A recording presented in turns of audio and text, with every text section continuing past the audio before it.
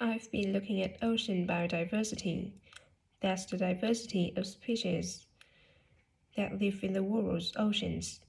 About 20 years ago, biologists developed the idea of what they called biodiversity hotspots. These are the areas which have the greatest mixture of species. So one example is Madagascar. These hotspots are significant because they allow us to locate key areas for focusing efforts at conservation. Biologists can identify hotspots on land fairly easily, but until recently, very little was known about the species distribution and diversity in the oceans, and no one even knew if hotspots existed there. Then a Canadian biologist called Boris Bourne did some research in 2005 on data on ocean species that he got from fishing industry. Bourne located 5 hotspots for large ocean predators like sharks and looked at what they had in common. The main thing he'd expected to find was that they had very high concentrations of food. But to his surprise, that was only true for 4 of the hotspots. The remaining hotspot was quite badly off in that regard.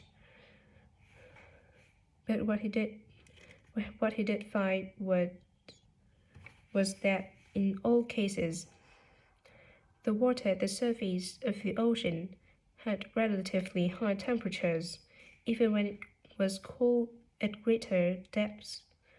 So this seemed to be a factor in supporting a diverse range of these large predators. However, this wasn't enough on its own because he also found that the water needed to have enough oxygen in it. So these 2 factors seemed necessary to support the high metabolic rate of these large fish. A couple of years in 2007, a researcher called Lisa Balance, who was working in California, also started looking for ocean hotspots, but not for fish.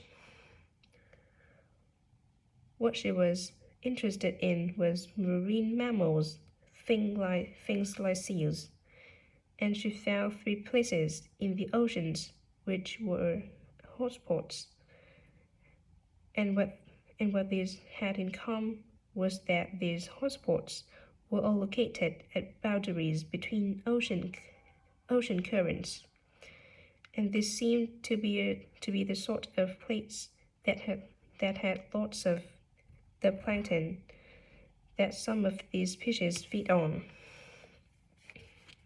So now people want to protect the species that are endangered need to get as much information as possible.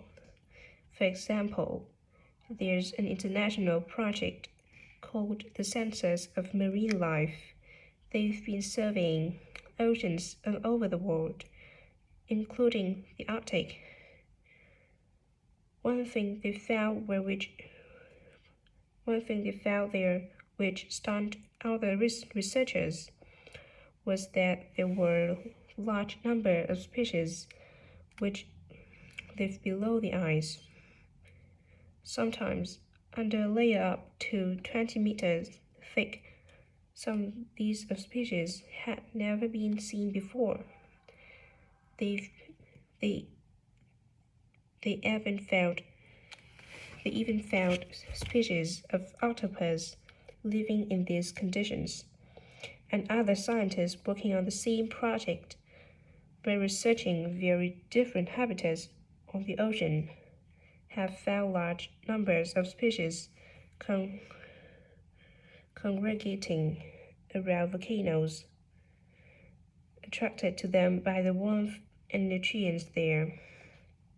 However, biologists still don't know how serious the threat to their survival is for each individual species.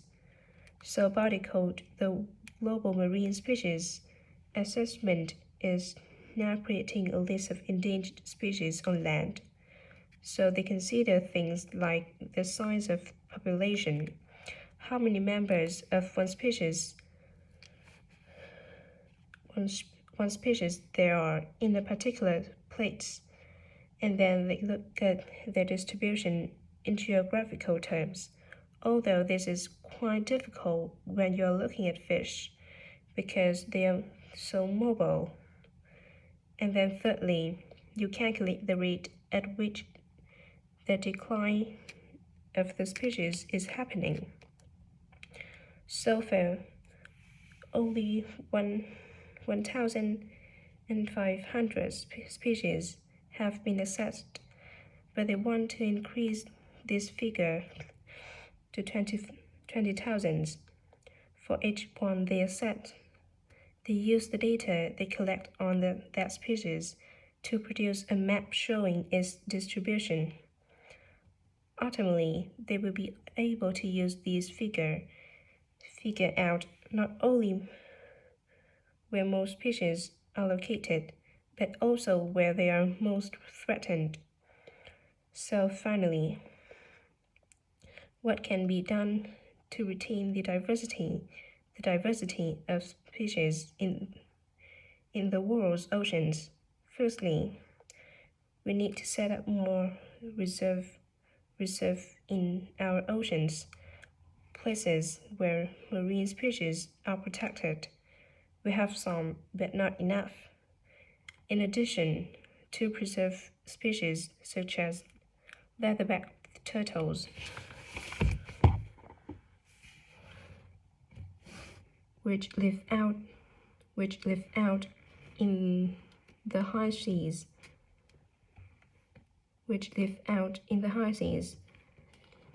but have the nesting sites on the American coast.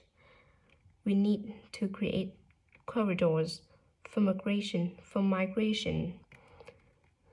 so they can get from one area to another safely, as well as this action needs to be taken to lower the levels of fishing quotas to prevent overfishing of endangered species. And finally, there's the problem of bycatch. This refers to the catching of unwanted fish by fishing boats. They're returned to the sea, but they are often dead or dying. If these commercial fishing boats use equipment which was more selective, so that only the fish wanted to consumption were caught, this problem could be overcome. Okay, so does anyone have any